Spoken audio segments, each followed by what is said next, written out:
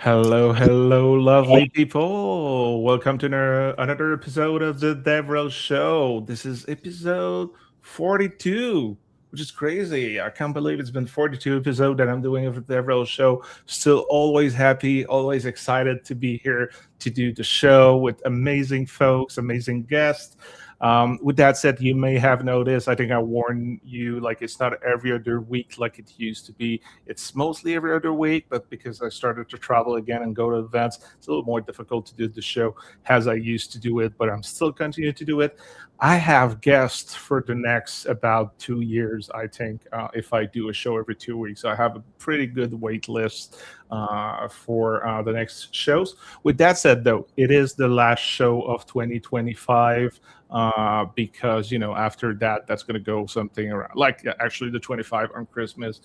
Everybody's off. It's Christmas. You don't want to see my face on Christmas Day. So that's going to be the last show of the year. And I will come back at the beginning of January. If I'm not wrong, I think the first show is going to be in the 8th, if I'm not mistaken, the first show of 2026. So with that said, super happy to be here. Hello, Anuj. It's been a while. Miss you, my friend. So thanks for being here. And super happy I'm finishing that year strong with my guest today. Sonali, how are you? Hi, I'm good. Thank you for having me, Fred. Thanks for being here. It's a pleasure to have you, especially because from my point of view, it's way too late for you to be on a live stream. I think it's like something like 1 a.m. for you, uh, which I need to tell people listening. I offered her to put it like earlier, so it was better for her time zone, but she was like, "No, I'm used to it. It's fine." So I mean, you're good. I'm not able. Maybe I'm too old. I'm just not able to like do a live stream or give a talk. So one, I did it once in a hackathon. It was even in person, so I should have been more energized. But it was those kind of all like 24 hours, 48 hours hackathon. And my talk about the technology. I was at Fitbit at the time. My talk was at 2 a.m. That was the worst talk I've ever given. I was so tired. I was blabbering. I did not know my technology at all. Like at that time I was working at Fitbit for a year, so I know the Fitbit SDK. But that talk was terrible. I was just not there anymore. I'm not a nightly person. Like I go to bed at 10, 11, and like that's the maximum. So anyway, thanks for being in the show. So late right now. So I will go with my first question I have for every guest. Please, please let us know who you are. Who are you? So, yeah, thank you for introducing me. And I am Sonali Srivastava. I am currently having two full-time roles. Okay. So the first one is I'm a mother. Okay. So that explains why I can stay awake at one, or maybe I can stay awake at whatever time my client expects me to, you can say. So yeah, I'm a mom. That's my full-time role, and the other one is as a senior developer advocate at InfraCloud Technologies, which has been recently acquired by Improving.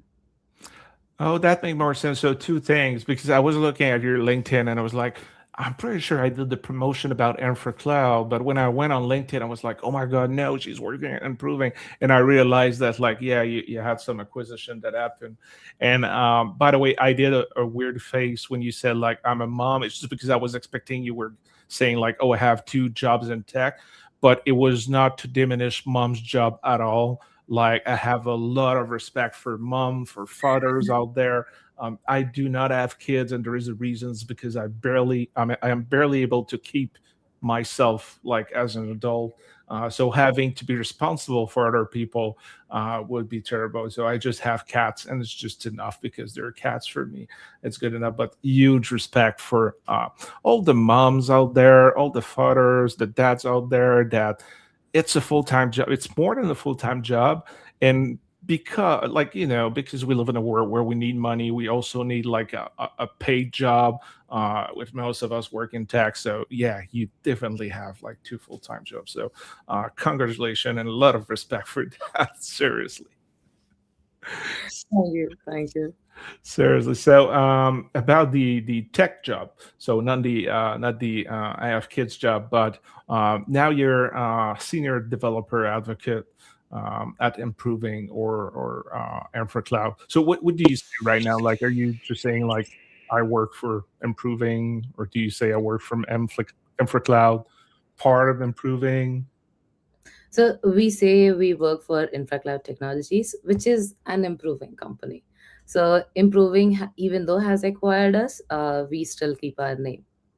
Okay, okay. So you are a senior developer advocate for InfraCloud. Uh, Yes, with that. what does that mean? Like, what's your job? What are you doing? So my day in, day out job is definitely my readers, whatever I work with, or the projects that I work on. They have to make the technology easy to understand for them, like a 5 year old, maybe you can say.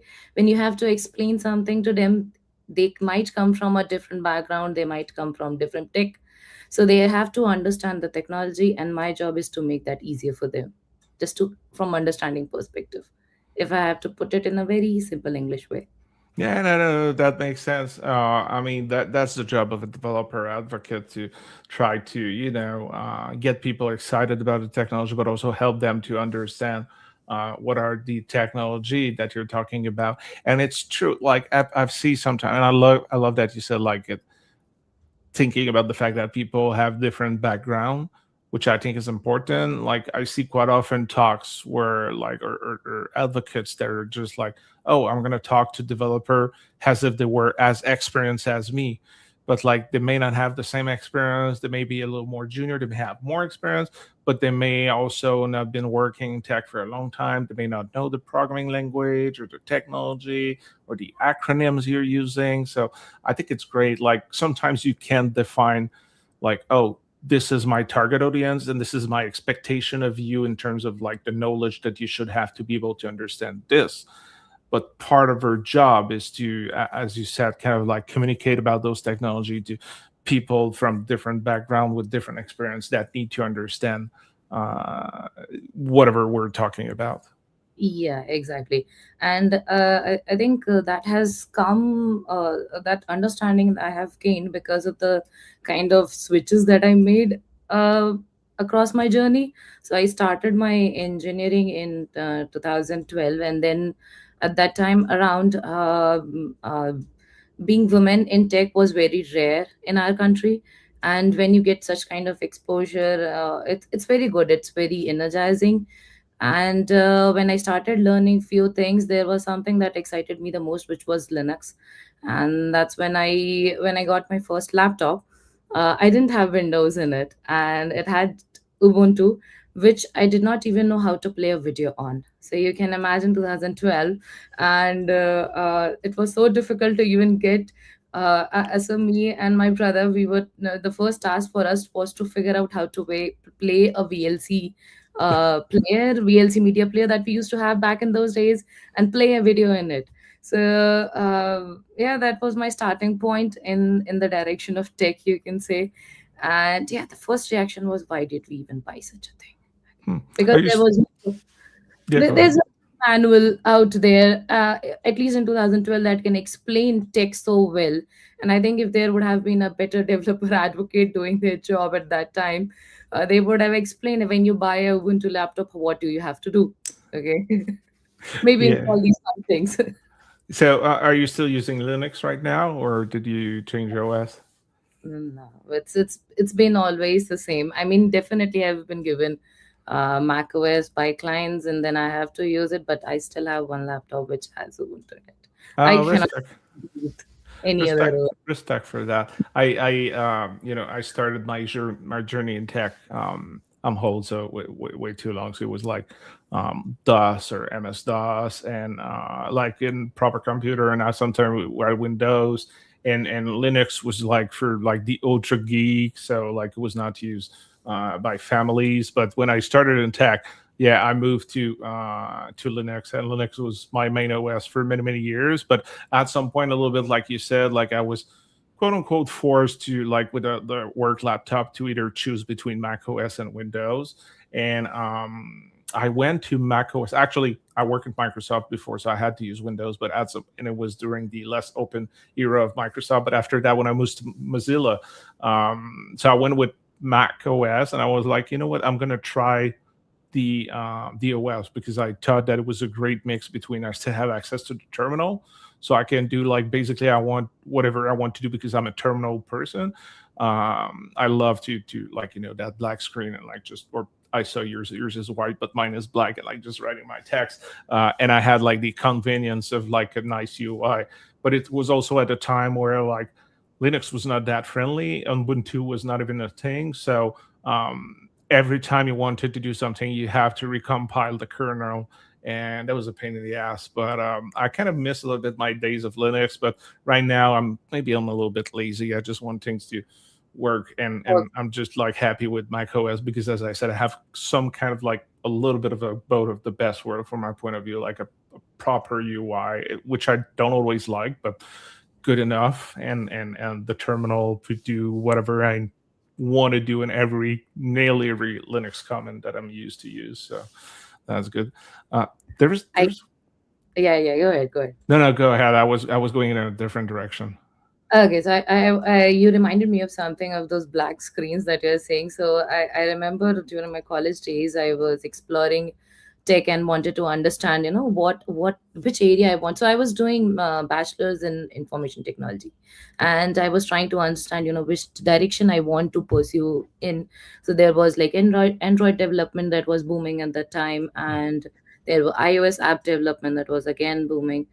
So there was this one lab that used to happen in our college which was for understanding system administration, so basic of Linux, basic of systems, like what's a user ID, what's a system ID, and how a system works. Or suppose what happens if you do www. That's the very simple question that you used to ask.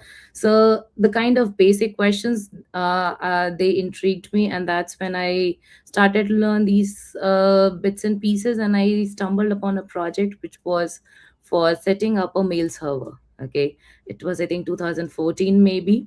And when I got that project from an organization, it was sort of an internship, but we had to use a laptop which had no UI OS. It was Debian and only CLI. And for the first time when I saw, I did not know something like this existed also. So it was a surprise to me. And then a way to figure out in that to do a Google search via command line. I think one of the most interesting point in my life. So yeah, that reminded me of those days when you have complete black screens and you have just you just type and do things. Yeah. So yeah, that was actually a turning point in my career. I was pursuing Python development also at the same time, and trying to understand a few things around Django, Flux, and see if I can do pursue that and understand development also. But then yeah, I got somehow interested in system administration, and then I pursued that for almost 3 years.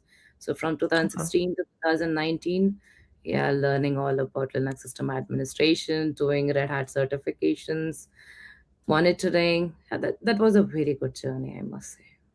Yeah, and you move. I don't know if it's before or after that, but like you were like software developer, but like at some point you move as a in developer relation. What prompted the change from like coding full day and all day long, and now like having a role that is a little more centric around people and education?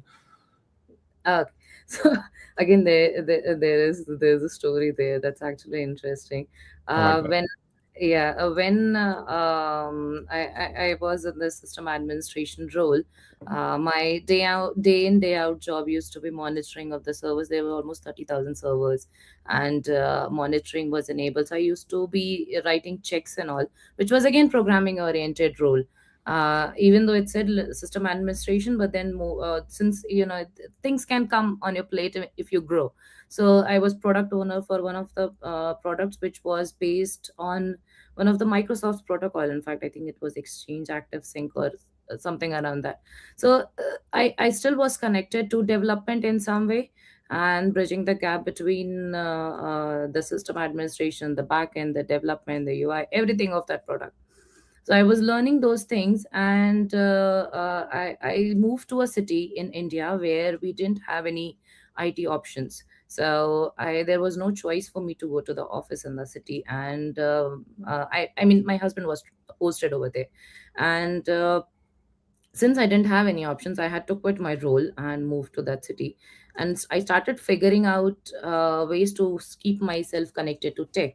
Mm. And when I did that, I came across a few folks who have worked in course development, as in uh, the courses that people take online on any particular domain, like maybe. Oh, okay, okay, okay. Okay, so I came across those people. They were trying to develop a platform which so this is about 2019 when there was no term like platform engineering coined. I got an opportunity to develop something which where these college students can go ahead and use it as a lab. So they'll have they can SSH to that server, and so that's what the idea I came up with. So they can SSH to that server. It was running on AWS. It was all managed using Terraform Packer, and the users were managed using Ansible, and it was giving them an isolated environment. So all the concepts that I had learned during my system admin days, where you can create an isolated environment for a user, so all those students used to get access to a specific a lab for themselves, dedicated, where they can view their slides, everything CLI.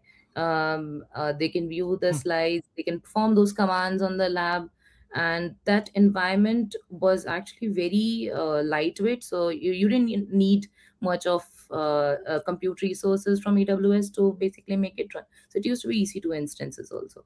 So that was my learning point, where I realized, I have good understanding of dev, I have a good understanding of programming also. um, and then I understood that this is something that I want to do. But then the problem was getting a full-time role, because I moved to a city where there's no tech jobs available.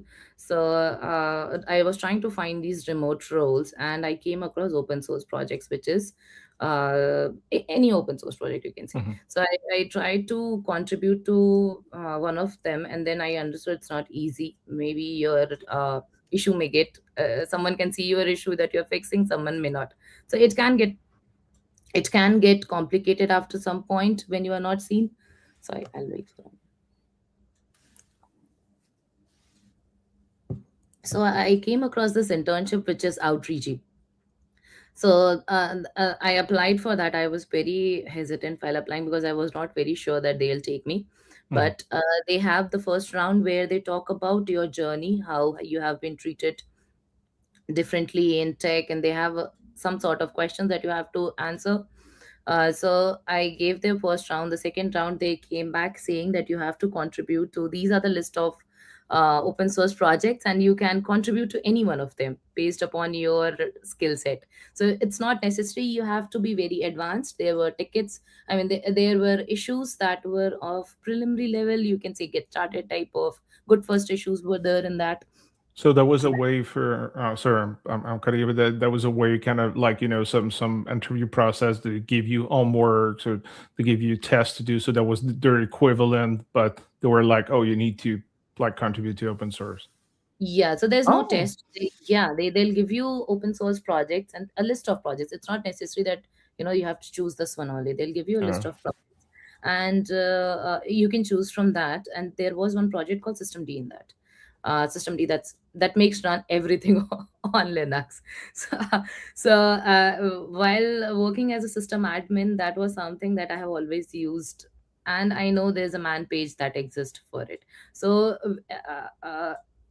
past and someday, maybe that was my dream to someday write myself in a man page. And I think I got that chance by chance, you can say.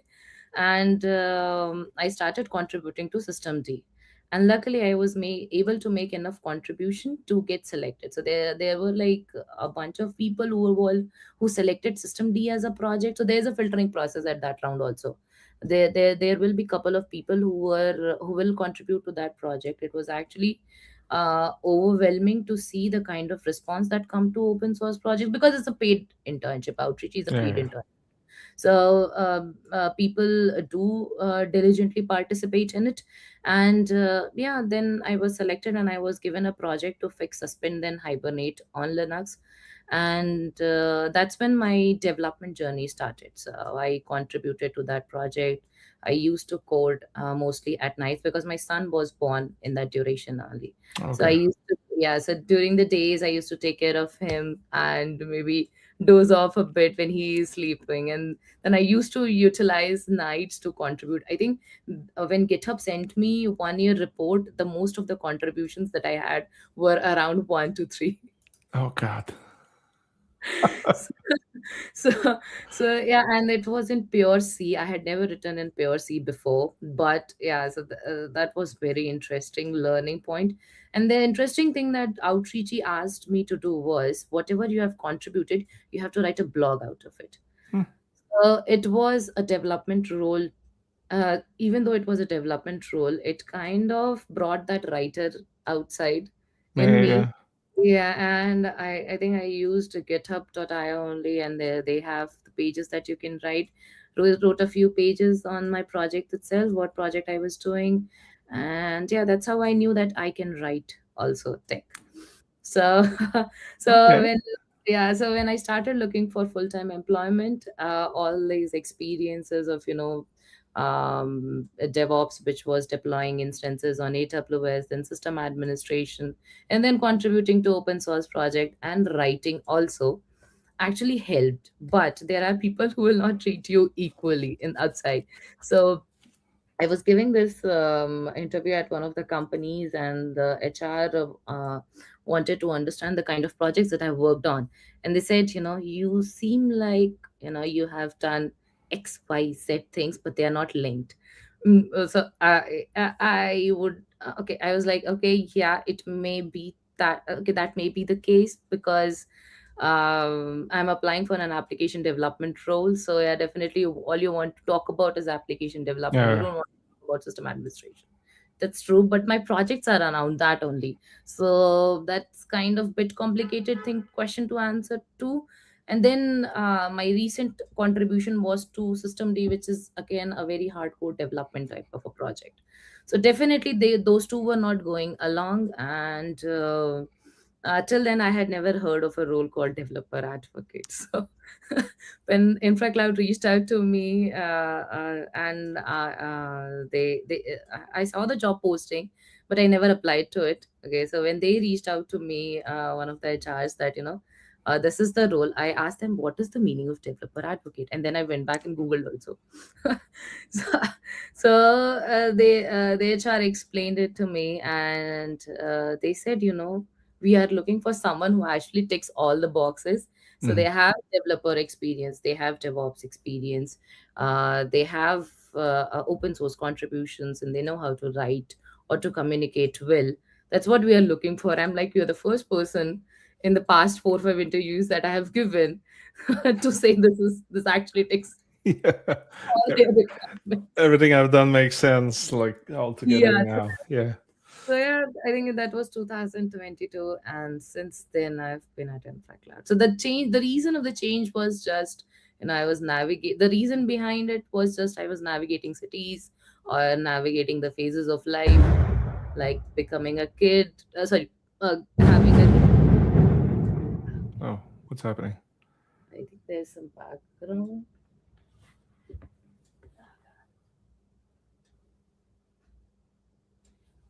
There was a huge background noise.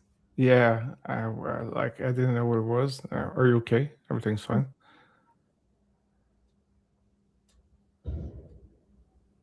Yeah, I'll just be back. I'll turn off my Yeah. camera. Okay. Eh,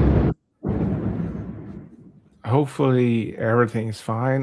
That noise sound like a big crash or a bomb, or maybe how do you call that? I'm looking for the word in English. Anyway, it doesn't matter. So folks, keep with us. I really like the that old story. I always like to ask folk like, because most folk don't start as developer advocate right away. So I always like to ask, like, okay, what's your story? Why did you move? Which is the move that most people do most of the time is from developer to developer advocate. So pretty good story here. Are you okay? Everything's fine? Yeah, I can see anything, and there's no noise. Probably, yeah, something going wrong somewhere. Oh God, that is not what I expected. No, that sound is not. It's frightening a little bit. Hopefully, everything's fine. It's Mumbai. It's very rare to happen something like this. Yeah, usually in Mumbai, it's car honk, people honking all the time. But now Yeah, it is. but yeah, it's very late in the night. Something like this is not expected to happen. Probably somewhere, some factory or something might have Yeah. some issues. There's a construction work actually going nearby only. We have a new airport under construction. Oh, okay. So yeah, that could be a reason, probably. Yeah. Okay. Awesome. Happy to know that everything's fine. No worries. No worries. It's got a good then. So yeah, we're telling you you've been at InfraCloud for like 10 years. No, no. The InfraCloud 3 year, 2022. Oh, okay, okay, okay. 3 years. Okay, I misunderstood. I was like, wow, that's a long. 3 years is still good in tech. There's a lot of people like had the unfortunate history of not being that long at different companies. Most of the time was not my fault. It was just it's life, it's tech, it's changing the priorities, and Devrel may not be important anymore. The startups run out of money. So people change jobs a little bit too often in tech, but it's good to see people sticking around. So one last question about your job and your story about the job. Your first title was technology evangelist, and now it is developer advocate or senior developer advocate. And that happened once in a while to folks. I'm just curious about like what prompt that change in title. It's just a business decision, Okay, nothing okay. else. Okay, sometimes there's like some very valid reasons. Sometimes it's just like, okay, we'll go to trend. Because when I started being a developer advocate in 2011, like the developer advocate title, I don't think did not even exist. We were all called developer evangelist or technical evangelist or technology evangelist. I really love the word evangelist. I know some of my colleagues didn't like it. Maybe it's because I'm not religious, so I don't think it was offending. Like it was not offending me, but like it was maybe offending some people because like it has like some religious connotation, which I think makes sense because like tech is really religious in a sense. Like we're not praying to God, but like we all have like our technology God. Like, oh no, I'm an Android person, so I don't like Apple, or I'm an Apple person, or like, oh no, my technology is Ruby, like I don't like PHP. Like we have like developers stick to their own things, and like that's the only truth and the only technology that makes sense. But yeah, after 2-3 jobs, the industry move or started to have more developer advocates or more people doing DevRel, and we moved from technical evangelist or developer evangelist to developer advocate. So yeah, and but there's still some company that use them and being really with a mindset of like an evangelist going to be more about the outreach, so creating a lot of awareness, and the developer advocate is going to be like really an advocate for developers, like being that two-way street between the developer and the company. From my point of view, even when I had the title evangelist, that was still a two-way street. Like my job was always to represent the developer internally. But anyway, now I'm just blabbering. Um, No, it's completely fine. I think I understand that. I think I have seen a couple of folks I still in my network who use chief evangelist or technology no, evangelist as titles, as designations. But at the end of the day, I believe that one must be comfortable enough to adapt to the new technology that's coming up, because yep, AI has been booming like anything.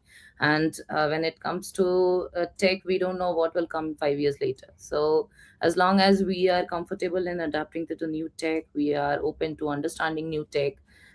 Yeah, it should be cool as the job remains the same. yeah, You have to write a blog to make technology easy to understand. You have to do a video, record a video on explaining how to set up this or set up that, or do go ahead do an integration. or probably contribute to an open source project. I mean, that's the best way to give back to community. But yeah, at the Yep. end of the day, the job remains the same for everyone, Yep. for a developer advocate. Yeah. No, it makes sense. Makes sense. I was just curious because, yeah, as I said, sometimes it like there is a specific reason, and not just like, oh yeah, it make more sense for us to call or change the name to fit put in more the like the industry standard. I have one last question, and you do not have to answer, but you said when you started, you didn't have a lot of women in tech, or not that much like where you live. Um, I'm not a woman. I'm a white dude. Life is easy for me. But I still feel like the tech industry is not that welcoming yet. I think it may be a little bit better from my point of view. But again, I'm not a woman, so I may be wrong. But I think there is still a lot of work to do. I know it's not your job as a woman to educate us men to be better. But like, if there is anything you would like to share to help people understand, like the little or big thing they can do to be just more welcoming to women in tech, or that would be nice. But you don't have to, because I know, like, I don't want to put the burden on you to No, no, educate us no. on that. But like, if you want to, that could be great. As so part of my work to giving back to the community has been around this also. When I came back, I knew coming back, I was on a maternity break. Even though I was working on and off projects, I was on a maternity break, and coming back was not easy. I think outreachy was the point that helped me, and it is run by all men. Most of them were men only. So I'm not gonna blame a man for that, because somewhere or the other someone is responsible for me to coming back to tech. And it's not about a man or a woman, it's about people being open to giving a chance to someone. And when you see someone has been navigating jobs, or someone has been on a break, uh, it might not be wise to judge them on the latest tech, because in the past 3 years or 4 years for which they have been away, things could have changed, right? That could be very easily possible. Yeah. So one thing that could be done in this direction is when they are sitting in a panel interviewing someone who has applied for such a role, for a role. uh, I how I learned this is, when I was giving InfraCloud's interview, and they asked me, that this is our requirement and you'll be working on Kubernetes. That will be some tech stack which you'll be using day in day out. Have you heard of it? So your next round of interview will be on this. And my reaction was, yes, can you give me 15 days to come back and maybe answer questions on that? So can the interview be scheduled 15 days later? So the HR said, yes, we can do that. You have not heard of the tech? I'm saying, I've heard of the tech, but I've never explored it Yeah. before. So that's the good thing someone did to me. Maybe someone can be this open to talk about the opportunities that are there, and then if someone is not aware, who is giving the interview is not aware of the tech, maybe give them 15 days and see if they are able to grasp those things Mhm. quickly, because it matters. If at the end of the day you have to deliver in an organization. So if you are good, and 15 days in my understanding is good enough for anyone to understand the basics of any concept. There is so much amount of content available out there. So the content available around us has to be improved, and that's why I have been part of this CNCF community group, which is Women in Cloud Native. I've been Yeah. organizer for them for almost a year, and we have been doing sessions, tech sessions. We invite people from all background, people from all community, and we talk about tech stack, we talk about demos. And yeah, that's what we have been trying to do, to include more people and to make women aware specifically that there is so much amount of knowledge available. So it's not about the people on the other side trying to do something. It's more about women who have been outside of work, or who are not trying or sorry, who are not getting that much opportunity to grow. We have to make them understand that the knowledge is available out there. We just have to try a little harder, maybe, to understand those things. And once we do, there are people in the community, in the CNCF landscape, who can help us And yeah, I mean, you can. I think this is a very big accomplishment for me and for women in cloud native. Is last year KubeCon, the co-chair for KubeCon India 2025 was Bhavani, who is an organizer of Women in Cloud Native, and this year for KubeCon India 2026, I have been selected.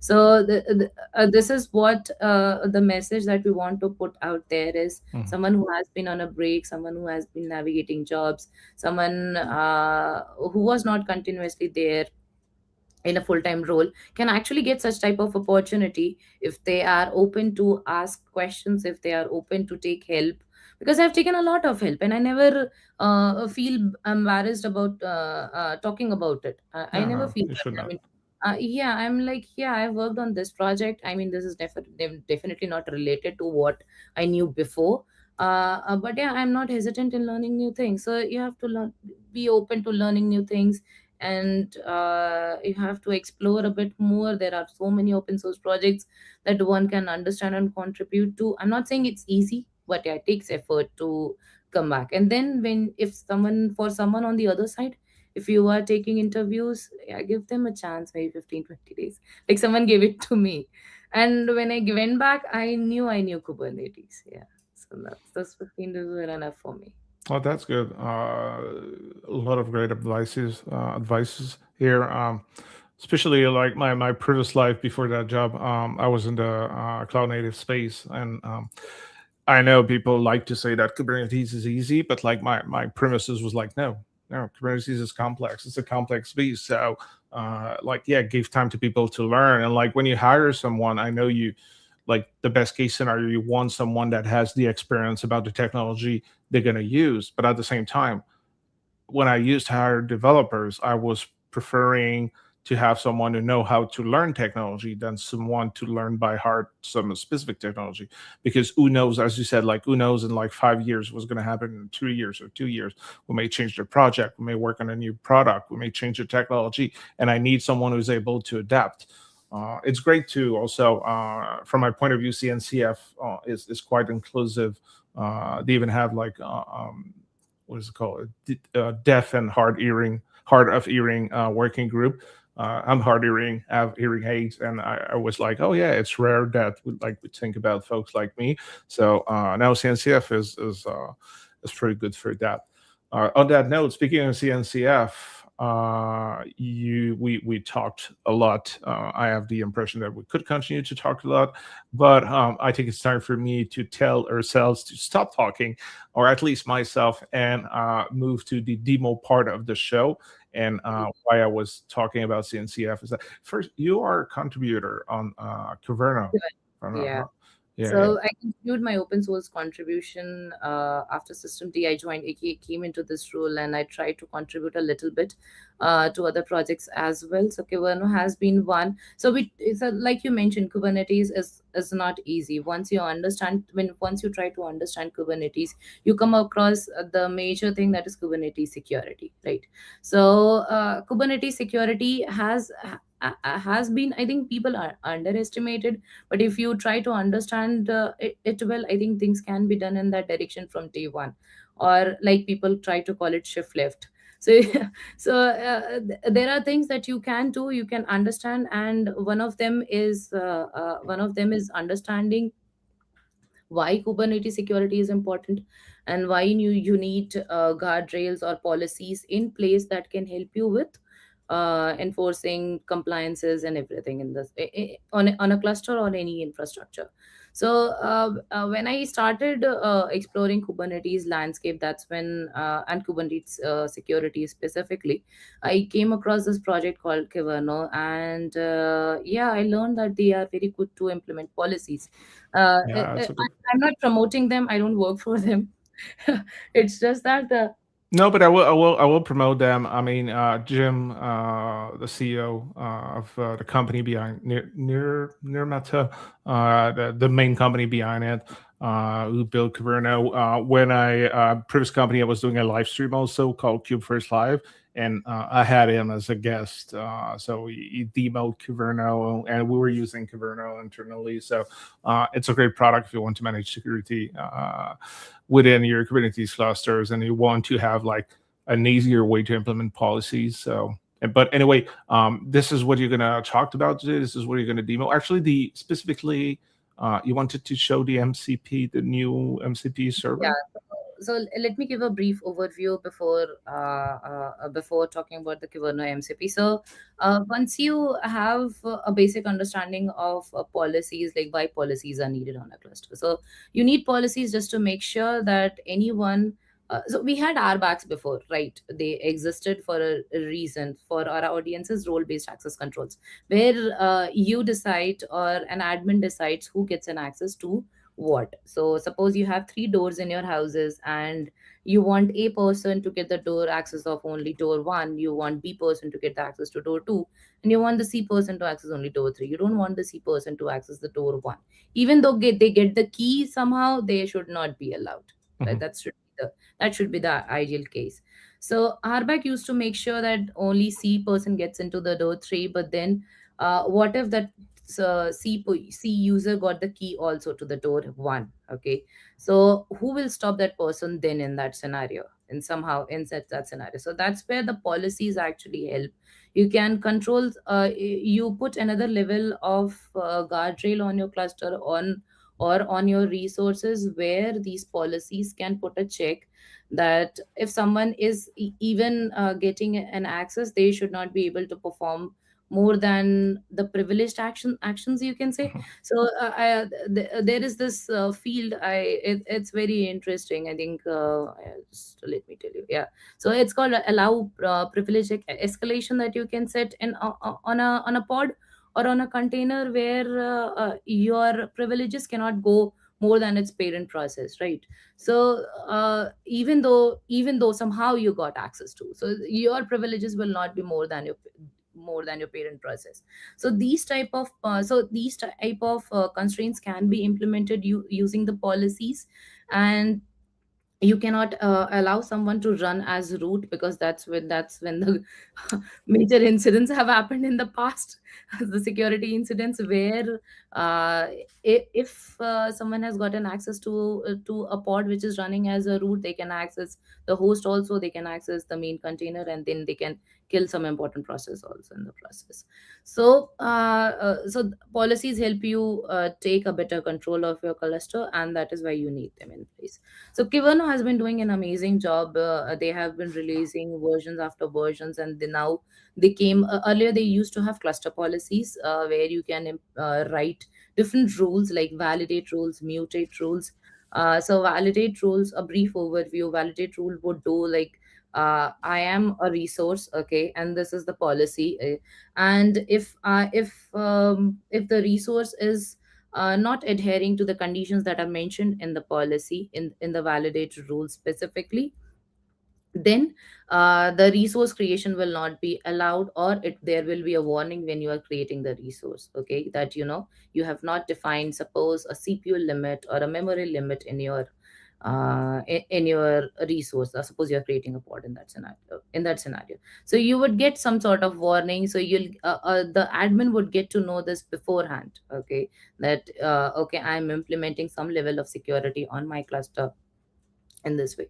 And similarly, when it comes to mutate rule, the mutate rule, what it does is not only it gives you it will let you know that your resource is not adhering, it will help you update your resource also. So in the mutate rules, there will be a condition. If it matches, if your resource matches with it and it's not adhering to some of the policies that are mentioned, Mhm. the mutate rule will have the things that are missing in your resource, and it will be appended or updated in your resource configuration, so that your resource now adheres to the policies. So earlier they used to have these validate rules, mutate rules.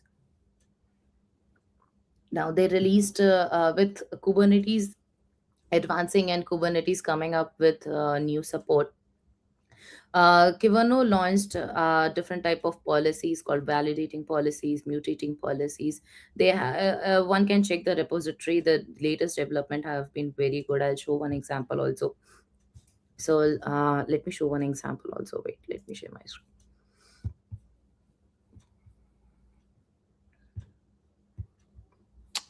And during that time, I'm just going to thank our sponsor, TinyMC, which is my employer. So if you're a developer and you need a rich text editor, you need a WYSIWYG within your application, just a couple of line of JavaScript, and you're good to go. And just hit me up if you have any question or concern about it. So, Yeah. So is my screen visible? yep.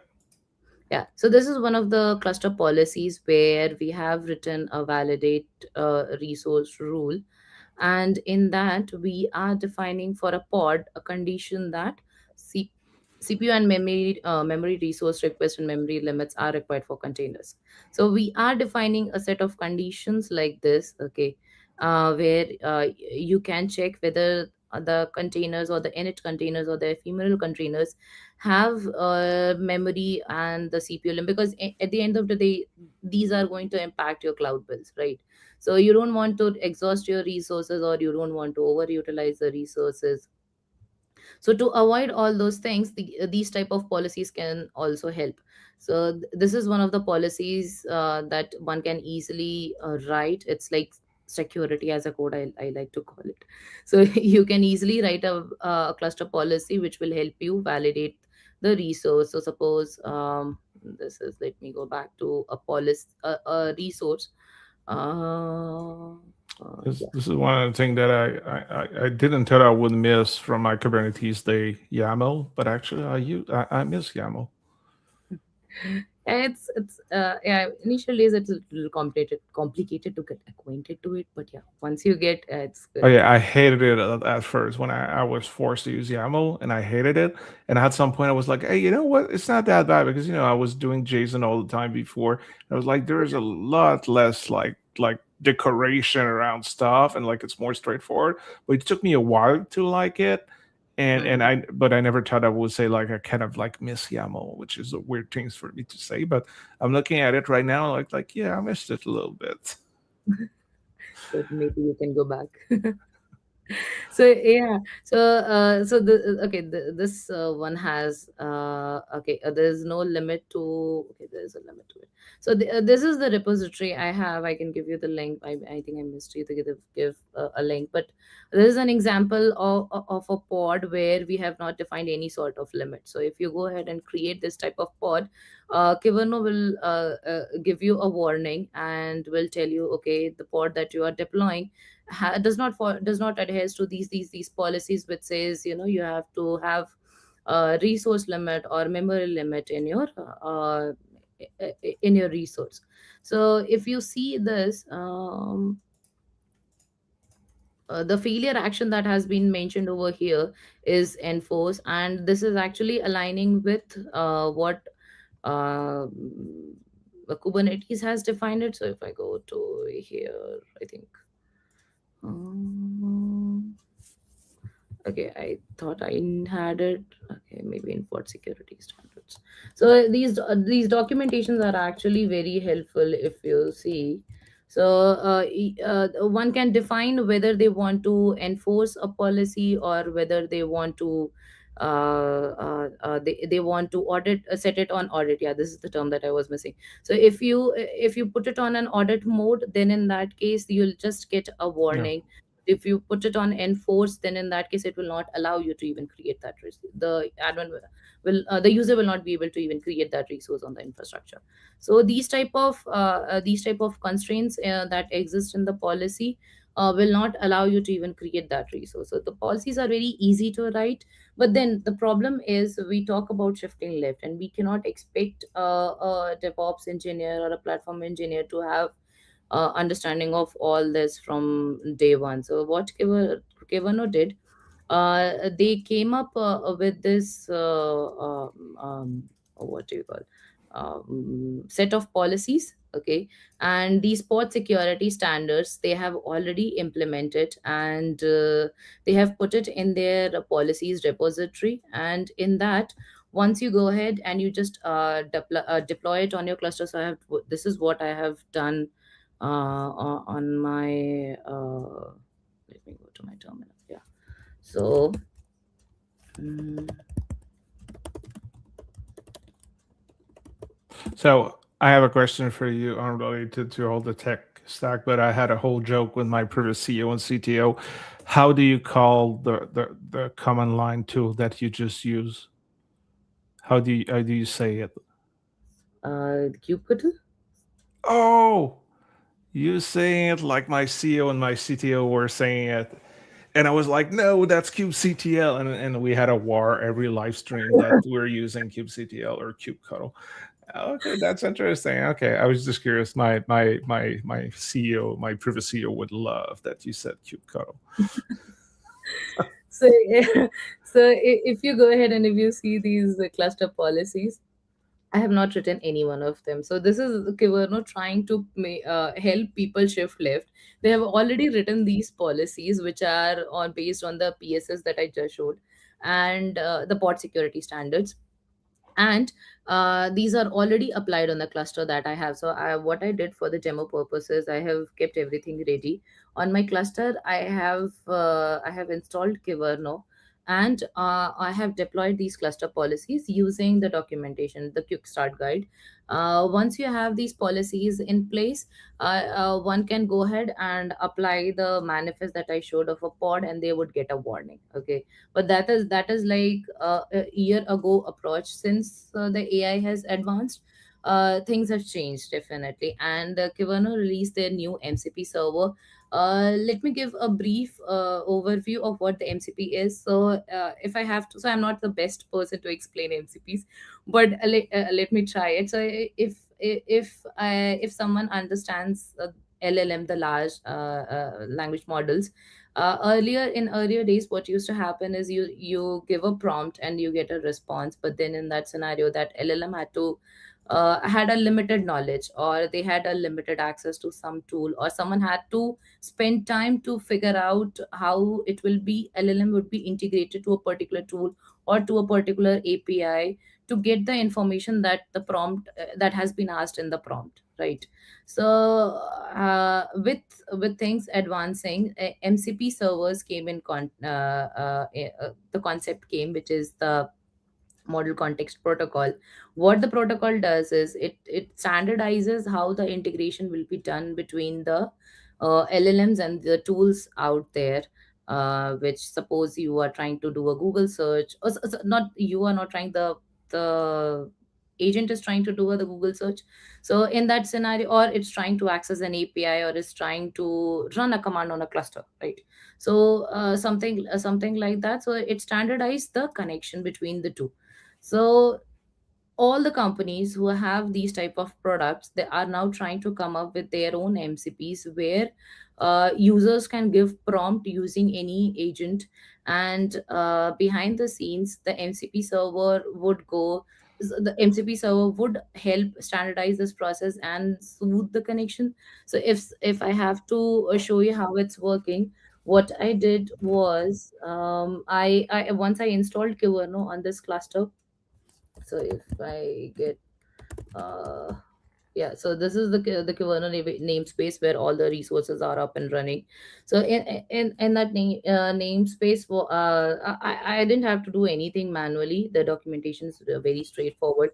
You go ahead, you just install using the hem charts Kyverno, and then use the hem chart again to deploy these policies.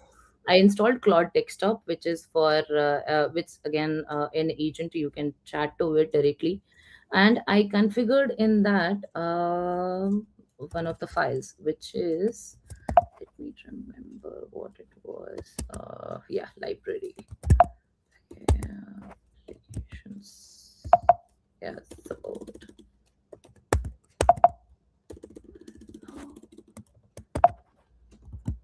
So I installed Claude Desktop on my system, and this is where I configured this file. Okay. So in this file, I provided it the path to Kyverno MCP. So I installed Kyverno MCP. It's again a one-liner command where you can install Kyverno MCP binary on your local machine. And I gave it the path to where my Minikube cluster is running. So all of this, I have done it on my local machine itself. I didn't have to use a big server or something like that. It's just this is for learning purposes. So I configured this on my local machine, and the magic happened after it. Once I save this file, I mean, this is already set up on my local, I was able to interact with Claude, and I just gave it get context, and it was able to identify my cluster. So if you just wait for a few seconds. So yeah, it asks you, you can allow it once, or you can always Hmm. allow it and allow, always allow. So yeah, this is the cluster that I have. Okay, I should have told that before. Okay. So if I give, yeah, this is the cluster. Yeah, hearing you to Kubernetes Minikube is pretty good. I was using Key 3D for Okay. reasons, but Minikube is pretty good if you want to test locally. You don't have to No, pay AWS bill or any other provider. exactly. So yeah, so this I had set up a mini cube cluster, and on that, I had deployed Kyverno and these policies. So yeah, I gave this, and then I just showed you the repository. I have a bunch of files over there in this, the resources, you can say, like a pod or some any resource that's not adhering to any policy, or you can say just a pod which has no limitation set. So I went ahead and I created that on the cluster. And when I do a basic search on this, that show me the policy violations. So the policies we have already seen. Show me the policy violations. I'll tell you the good part of this in a few seconds.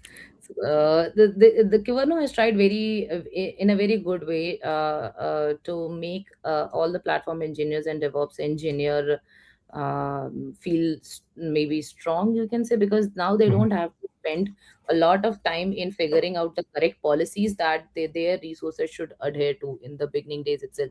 This is actually shift left, where you are already having a bunch of policies.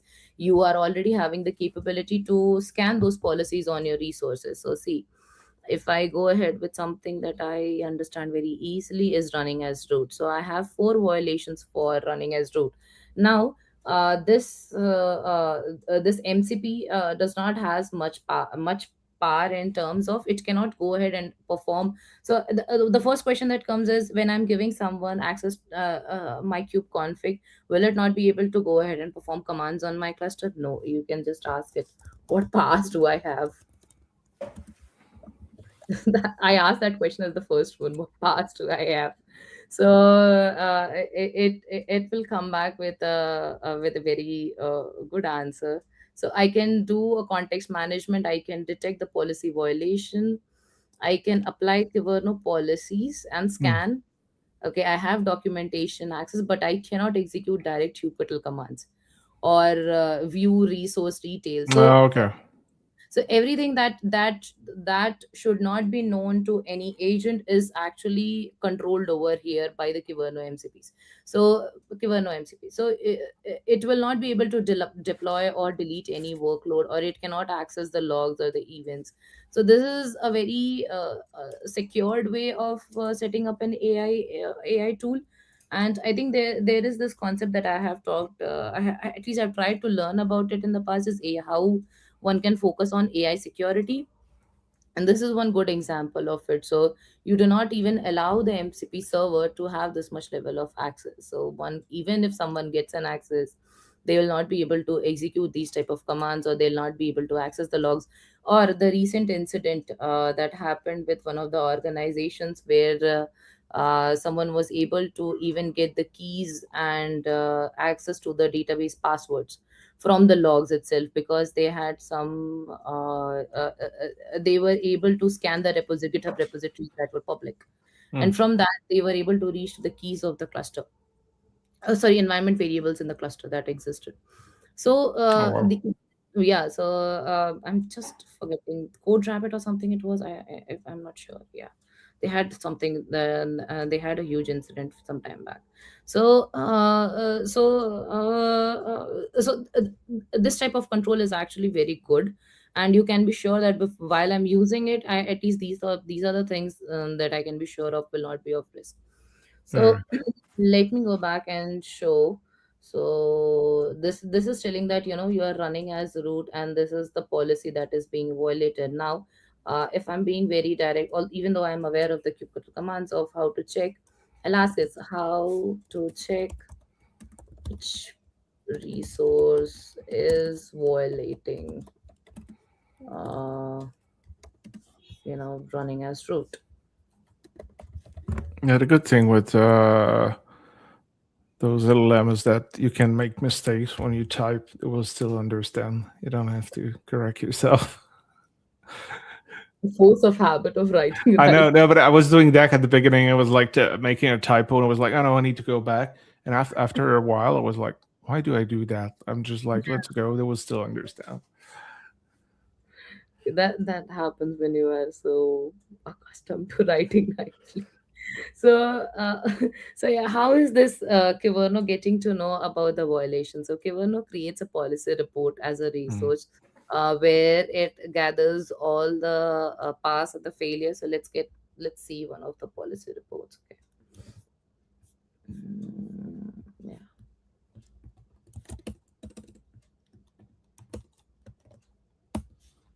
So these are the policy reports. You can say that even though they are UIDs, you can see there are four fails where at least our agent was right. It gave us the right information that this Mhm. particular policy has four violations. Now let's go back and let's see if we can. Uh, okay, maybe check something else in this. So you have the power now to actually understand which resource is violating what. So we got that, and let's get this one. Maybe, yeah, this one.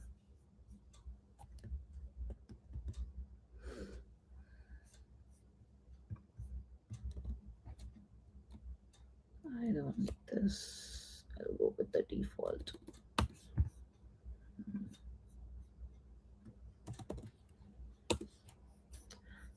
Cool. So if I see this,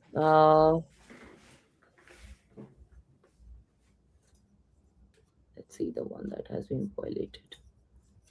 So if you see this one, this says validation failure, containers must drop all capabilities. So okay, this is which policy? Wait, I think I opened the wrong one, which we didn't wanted to discuss. We wanted to discuss run as root. Okay, let's go ahead. That's not a problem. We'll discuss this one. So this one shows that what is the where exactly the violation has happened. This is the particular rule that has been violated. The autogen privilege escalation, it does not exist, and for what resources? Let me try to find that. For what pods it has. Okay, let's see a different report. So if you can see, this is telling us actually for a replica set. Okay, it's telling us for the user app. If I get my kubectl get pods. Okay. Yeah. So you can see for okay, it has created for this one. Yeah. So this is the one that is this is currently violating uh, basically the Kyverno policy. Now, if I go back and I ask the MCP server to give me, uh, so these type of tools are not for someone who has been so accustomed to using CLI and running the commands and finding things, because this sometimes it feels like it's making me not do the stuff which I'm so accustomed to do, because I have to go back and ask it. I know what the answer is, but then for someone who is coming from a different background, like I said, and they don't want to spend so much time in understanding how Kyverno works, or where the policy report is, or how the policy reports are configured, or which resources are being impacted, they can just go ahead and you make use of this to find it. So yeah, it has given me even the command. See, okay, find deployments missing run as root. So that's okay, that's beautiful. So it will give you all the commands. I mean, I was just thinking what command to write, you see. So it's giving me It all looks. the Yeah. yeah, deployments which is actually violating the run as root policy. Those are the Kyverno resources also. But if I just I shouldn't have done that. But yeah, their own resources are not maybe not be adhering to all the policy. That's okay. No, it But yeah, makes. I mean, it could make sense. Yeah, no, no. it could make sense. So this is the default user app that I had deployed manually myself, and this is also not adhering to run as root as one of the policies. So yeah, so you get to know all the resources now. You can even ask it, okay, so I know now, okay, which resources, which of my deployment or pod is basically not following the policy. Now how should I fix it?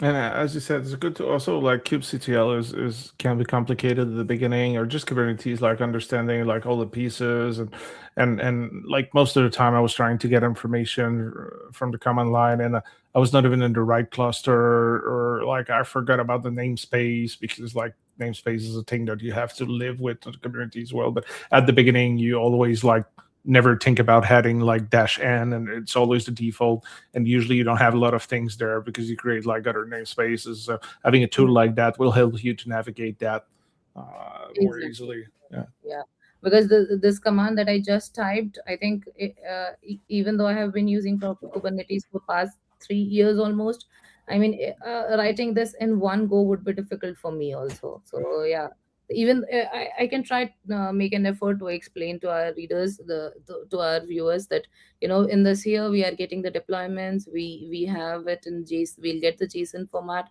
A means you get All all the deployments. namespace. Yeah.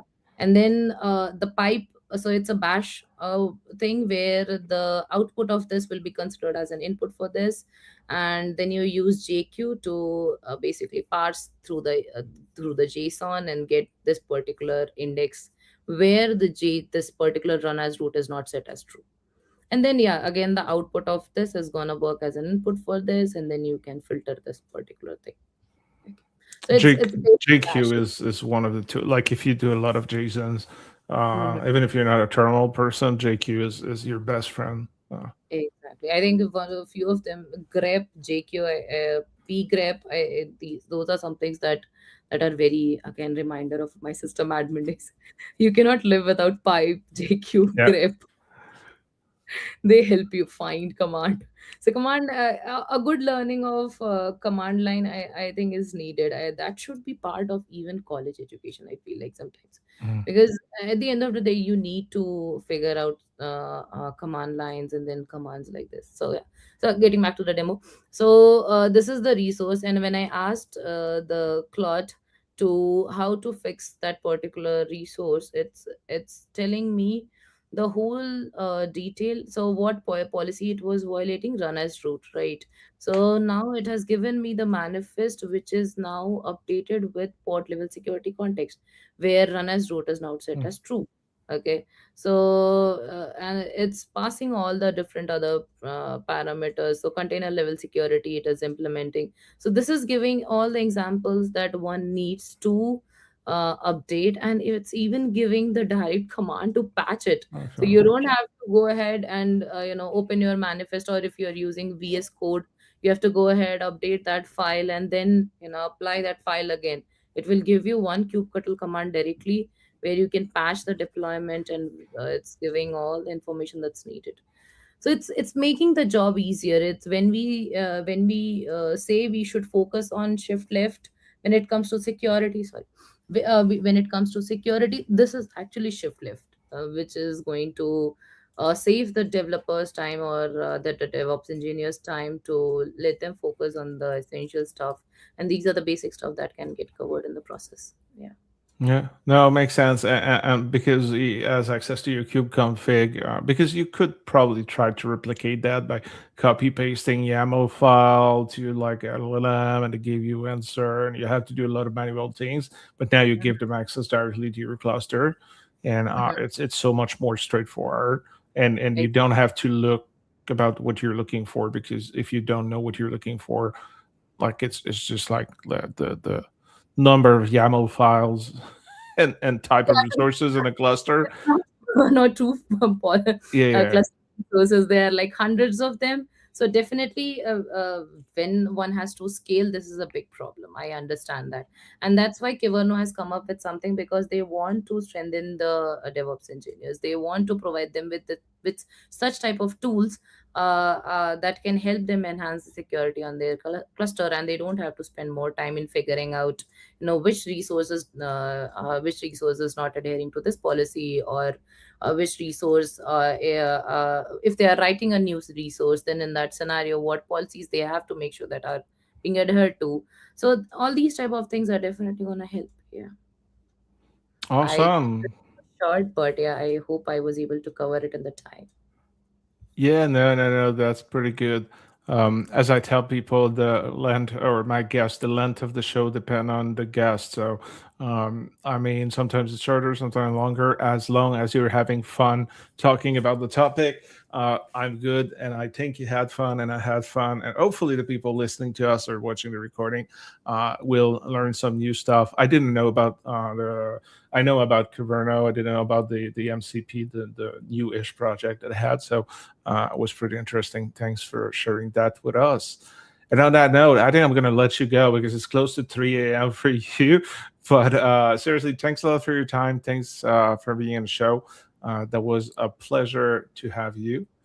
And hopefully the construction is going well for the new airport, and it's not disrupting the sleep of your people with the big noise Thanks. the other way. Yeah, if you can cut that part. Because it's for a second I felt like then there is some terror attack happening, but then I suddenly remembered that there's an airport construction.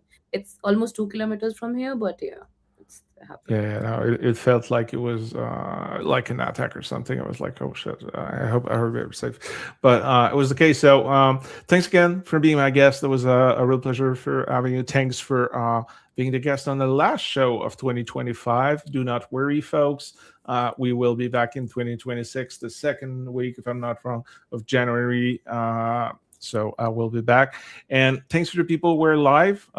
You were a little bit silent today. Always feel free to ask questions, or at least leave comments, or just say hi. It's always appreciated. And also thanks for the people watching the recording.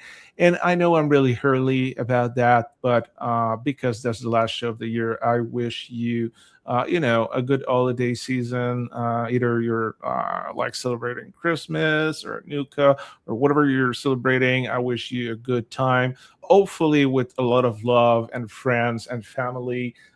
If it's your thing, if you prefer to stay alone, hopefully you're going to be able to stay alone if it's your thing.